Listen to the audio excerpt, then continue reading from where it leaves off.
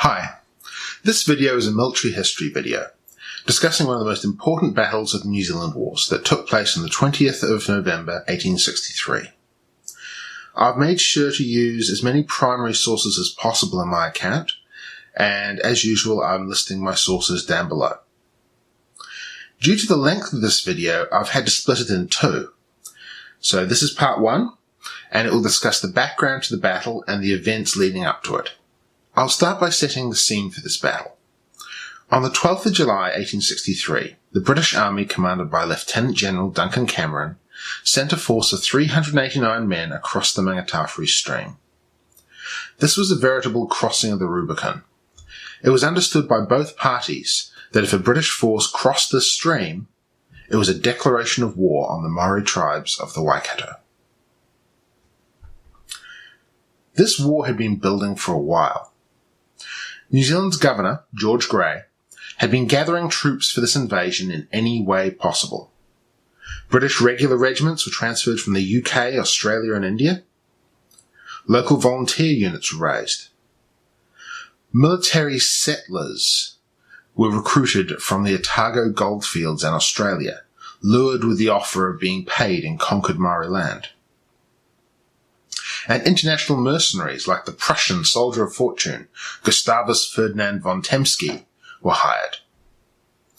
Eventually, the colonial government ordered the conscription of all able-bodied men in the Auckland district into a militia.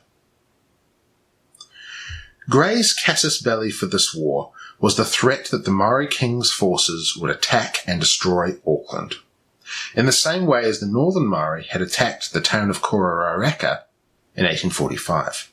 Now, I've got 2 points to make about this. 1. The Maori King. The king at the time was Tawhiao. He resided at the town of Ngaruawahia in the Waikato, which is 30 kilometres south of Rangiriri.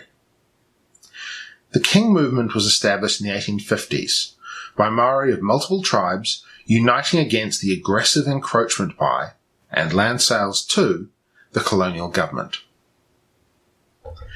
By establishing a pan-tribal king, similar to how they saw Queen Victoria, they hoped to stand up to the colonial government on equal footing.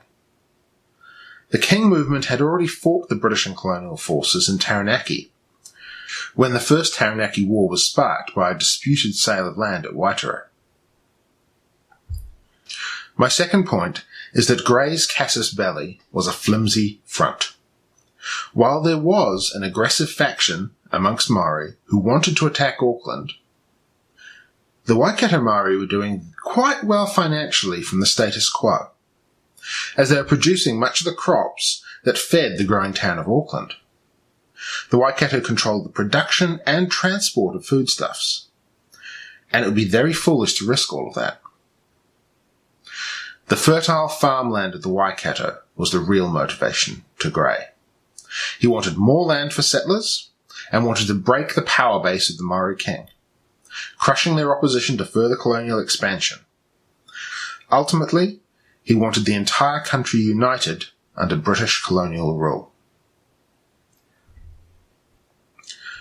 The British Army had been preparing to attack Maori Pa, which they had learnt could be formidable fortifications. Frontal assaults on them had resulted in defeats in both Northland and Taranaki. The First Taranaki War only ended after a 2.5-month-long sapping campaign against Maori Pa and the Waitara. There was no decisive victory. It ended in a ceasefire. As part of the preparations for the Waikato, the Royal Engineers built a replica Pa in Point Chevalier in Auckland, and the Royal Artillery trained at battering and destroying the defences with their new state-of-the-art artillery pieces. Bushman mercenaries were hired and formed into units of forest rangers, who could enter the dense New Zealand bush and fight Maori in areas where Imperial troops feared to venture. In terms of equipment, the British troops were armed in much the same way as they had been during the Indian Mutiny. Pattern 1853 Enfield rifled muskets with socket bayonets, similar to how a US Civil War soldier was equipped. In fact, in New Zealand, the Redcoats wore dark blue serge like Union soldiers, probably due to shortages resulting from New Zealand being on the far side of the world. There was some discussion that the dark blue uniforms provided better camouflage in the New Zealand bush than red tunics. However, this was rebutted by pointing out that the white crossbelts worn over the tunics show up clearly in the bush, no matter what colour the tunic is. Had they really wanted to camouflage, they would have worn dark green with black crossbelts like the rifle regiments, none of whom served in New Zealand. In the cold and rain, the soldiers would wear greatcoats, which were locally made from dark grey woolen blankets. These would provide better camouflage than anything else. Artillery-wise, New Zealand was a test bed for new technology. Rifled, breech-loading Armstrong guns were in heavy use throughout the New Zealand wars of the 1860s, alongside conventional smoothbore, muzzle-loading artillery such as mortars. I would like to talk about New Zealand Wars era armaments more in a future video. A small force of local cavalry were raised as well. They were named the Colonial Defence Force Cavalry, but they would play no part in the Battle of Rangiriri. Maori, on the other hand, had years of restriction on their ability to purchase arms and ammunition. Though their population remained heavily armed in the wake of the musket wars of the 1820s and 30s. Maori warriors at this time period favoured double-barrelled, muzzle-loading, percussion-locked shotguns, called tupara, primarily firing musket balls. They had a few rifles, often taken from soldiers, but they were a rare minority. In some cases, old flintlock muskets were still in use. Maori did not like bayonets. Not that you can fit a bayonet on a tupara. They preferred long axes that they called kakauro, tomahawks, which were called paititi, as well as traditional Maori melee weapons in hand-to-hand combat. Maori had their own warrior tradition, codes of honour and fighting styles, and the use of bayonets simply did not fit into it. Maori had access to some ship's guns, prized weapons sometimes salvaged from shipwrecks, but they lacked the proper ammunition for them, and had to use whatever metal objects they had available, which limited their effectiveness. They had some horses, but never formed units of cavalry. Shortly after the crossing of the Maori, the British and Maori fought a battle in the Kohiroa Hills, opposite the stream, that overlooked the modern township of Mercer. In addition, the Maori began attacking the British supply line between Maungatautari and Auckland, as well as isolated settler homesteads in the area. After Kohiroa, the British remained just north of Meremere Pa, a massive fortification that blocked their advance southwards, where the Waikato had 3 old ship's guns installed to cover waterborne advance up the river. The British advance halted there, and Cameron focused on securing his supply line and building up his forces throughout the winter, while waiting for the second and largest of his ironclad gunboats, the Pioneer, to arrive from Australia. A redoubt was constructed at Whangamarino, just north of the Pa, and Meremere was bombarded from there using 40-pound Armstrong siege guns. The Pioneer finally arrived in October, along with 4 armed and armoured barges that the Pioneer and other steamer, the Avon, could tow. Cameron moved quickly to bypass Meremere Pa on the 31st, taking fire from the Pa, having the Pioneer's armour breached once by the ship's guns there. But nevertheless, he unloaded 663 troops south of the Pa, which threatened the rear of Meremere's defences. Cameron intended this to form part of a pincer attack on the Pa, an attack that would never happen. After a brief nighttime engagement, likely to cover their retreat, the Maori abandoned Meremere and fell back further south to Rangiriri. Problems with the Pioneer stalled further advance by the troops, but by the 18th, the Pioneer was scouting Rangiriri Pa, which compared to the massive Meremere Pa was not much to look at. Rangiriri Pa was designed by Te Aho o Te Rangi Wharepu, the brother of King Tawhiao. The Pa consisted of a linear earthwork, possibly an old ditch and bank fence that had been modified, running from the flooded lake to the river, with a more heavily fortified central redoubt at the highest point. It had bunkers to shelter from artillery fire, a hook-like projection to provide enfilading fire down the length of the works, and a series of outworks covering strategic points behind the main line, designed to protect against troops outflanking to the rear, including the highest point of all, a hill overlooking the lake, where canoes were prepared if evacuation was required. As you can see, I've mapped the defences out on the ground here, based off the Royal Engineers plans. Unfortunately, I do not have details of the defences behind the main line, and have just traced the symbols that we used on one of the maps. The one near the river was simply described as pa, while the others were referred to as being honeycombed with rifle pits.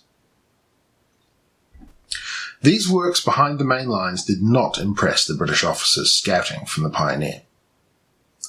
Gamble stated, "It was evident that the position might be taken in reverse by landing a force in the rear of the main entrenchment.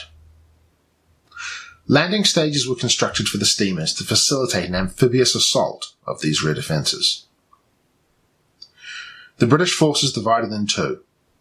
300 troops of the 40th Regiment would conduct the amphibious assault, while Cameron, with 688 troops and 3 Armstrong guns, 2 12-pounders and a naval 6-pounder, advanced by land to face the Pa directly.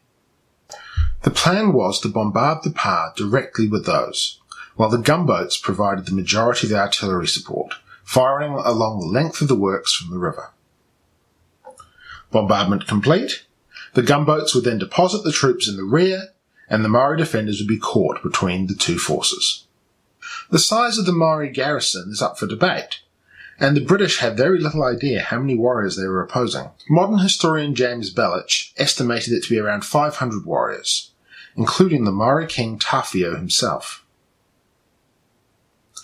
This historic map shows the Pa and which Maori groups were stationed where in the defences. You'll notice that the earthworks aren't drawn anywhere near as detailed and accurately as they were by the Royal Engineers.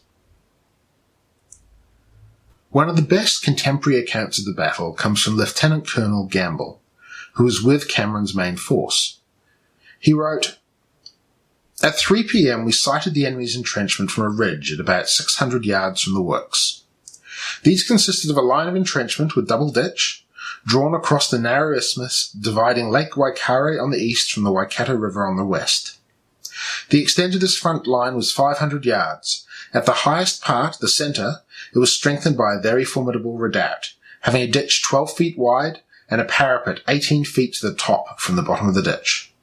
As we came near the position, the steamers arrived in good time, and everything promised fair for the combined attack. While, however, the troops were taking up their formation, it became evident that the Pioneer had become unmanageable just at the most critical juncture. She was unable, against wind and current, to gain the point indicated for the landing of the 40th.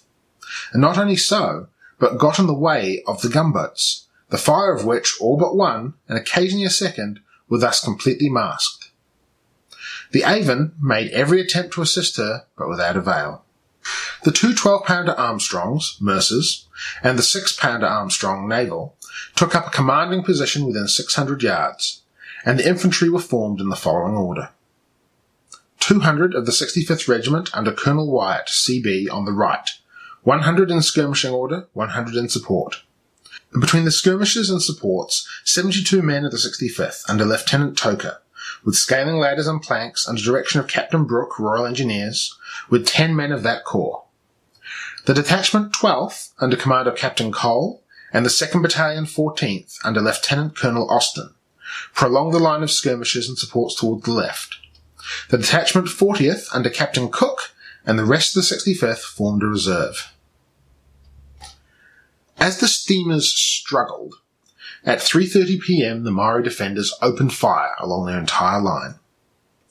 At 600 yards, though, their musketry had no effect on the British forces, who lay behind the crest of the ridge, but the puffs of smoke provided targets for the 3 Armstrong guns there. The troops waited, hoping the gunboats would get into position, until finally, at 4:45 p.m, General Cameron decided to wait no longer and ordered the assault. Thanks for watching. For the rest of the battle account, please watch my part 2 video here. Cheers.